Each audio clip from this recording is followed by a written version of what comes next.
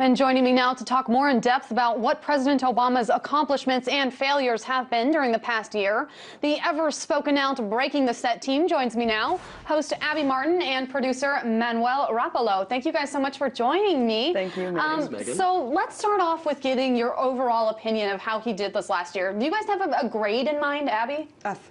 F. Yeah. That's straightforward. And Manny? A for effort.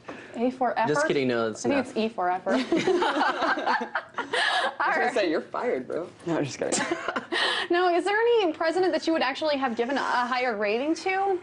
Yeah, I think presidents, I mean, overall, they're just managers of, operators of the empire, so you can't really give them that much credit for what they do, because they're just basically managing this system. But, I mean, yeah, there have been presidents in the past who have done overtures for good, like Nixon creating the EPA, Carter did some good things. So if you look over the historical context, there are definitely some things that stand out, but that's exactly what we're trying to do is put this in I think every president context. has his challenges. I think it's difficult to kind of compare one versus the other and try to give a grade to one, but I would have to agree with Abby. I mean, you can look at any presidency and see the progressive policies that they had, the things that they did right. Nixon, for example, you mentioned the EPA, and several other progressive policies, but at the end of the day, he was a spy-hungry maniac that, was paranoid about everything, and on top of that, he was a racist.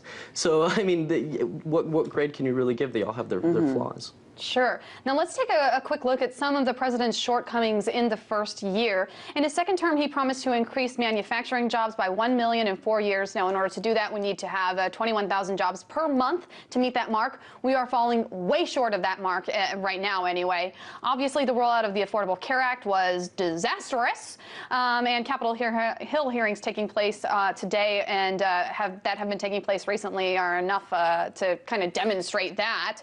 The uncovering of the NSA, as you guys mentioned, is something we've been covering here a lot on RT. Obviously, that isn't only damaging the president's reputation at home, it's also damaging them abroad. And then there's the IRS scandal, revelations about the Benghazi attack and lack of preparedness there, and the failure to get the Farm Bill renewed. No, those are just a few of some of the failures that we were able to find. Abby, what are some of the others that you know of? Where do I start? Let's start with the NDAA signing into law the complete evisceration of due process and the rule of law that goes back to the Magna Carta. I mean, we're talking about something that you can indefinitely detain American citizens without the right to trial. Sign that right into law. We got ramped up Bush's measly 52 drone strikes, and we have the drone king sitting in his high throne, killing thousands of civilians, ramped up the use of these killer robots abroad, failed to close Gitmo. You can blame the Republicans all you want, but he can close it tomorrow if he wants to. There is a provision in the NDA that allows him to release these detainees to their respective countries.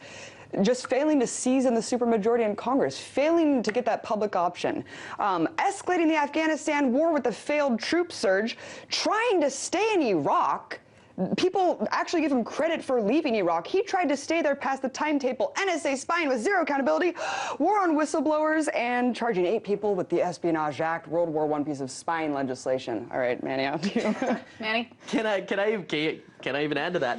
No, I completely agree with Abby. I think that to start, I think it's kind of erroneous to, at this point on in the second term, say, oh, he had a really tough handover. Yes, he did. Back in 2009, we had the financial collapse. $7 trillion is how much that housing bubble cost U.S. American homeowners just in home equity. $7 trillion. How much, that sparked the recession. That almost caused the entire collapse of the U.S. economy. Yes, that was bad, but what has he really done to fix this? So on economy alone, I think that it's been an abysmal failure. I think that when you look right now, upwards of 20% of Americans are still underwater when it comes to their mortgages. I think that the rate of foreclosures is still really high, and that in itself is causing a depreciation in home values as well. So I think, and all of this is linked to jobs as well. So I think that on the whole, not only on civil liberties and on the war front, but on the economy as well, it's been overall bad. And I think that this latest poll by Gallup this week that shows his approval rating dropping below 40% is a perfect example of that. And if you're looking for a grade, let the American people speak for themselves. It's below 50%. It's pretty bad. Well, let's go ahead and talk about some of the accomplishments that he has achieved in this last year since the re-election, just to give him some equal time. So, first of all, Jay Carney touted yesterday that the president succeeded in raising taxes on the wealthy during the the fiscal cliff negotiations. Obviously, they weren't as high as he had wanted, but there was some compromise, and those taxes were in fact raised. He helped usher in a new era in gay rights across the country, with coming out and being the first president who is in office to support that. He's begun implementing parts of the DREAM Act to help young illegal immigrants become legal citizens. We have a new chemical weapons treaty with Syria, an agreement anyway. We are on our way to cutting net oil imports by half in 2020. We've already reduced them by 42% since 2008, so that's obviously a step forward. In terms of deficit reduction, his goal was to reduce the deficit by $4 trillion in 12 years, and we are arguably on our way to that.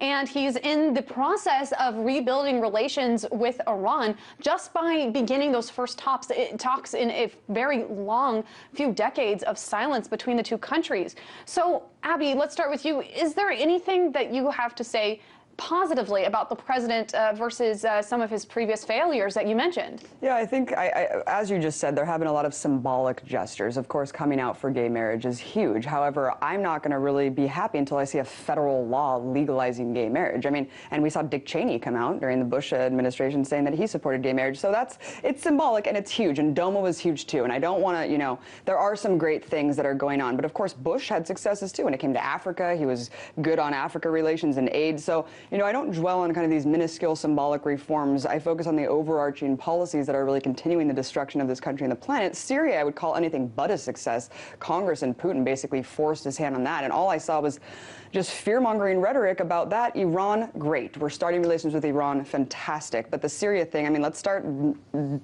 diminishing our nuclear arsenal and our chemical weapons arsenal, and then we can start really having some standing in that portion of the world. Manny, where do we go from here? Obviously, he's going to be in the White House for 3 more years. What do you want to see happen? Well, I want to see an end to this political circus. I think that what we've been seeing for the last 3 years, since 2010, you had that bipartisan commission that was going to slash the deficit by $4 trillion over the course of a decade. You mentioned this as a potential accomplishment. I see this as an utter failure ever since then, and then following 2011. And I think Republicans have their fair share of the blame, yes, of course. But it's been a horrible job that President Obama has done trying to bridge this bipartisan gap in Congress. He squandered his opportunity to do so by having a supermajority when he took office. And I think that what we'd really need to see right now change is to have that sort of bridge building between the 2 houses of Congress. That's really the only option that's going to succeed. Thank you guys so much for weighing in and bringing us some of the successes and failures. Breaking the Set host Abby Martin and producer Manuel Rapalo. Thank you so much. Thanks, Megan.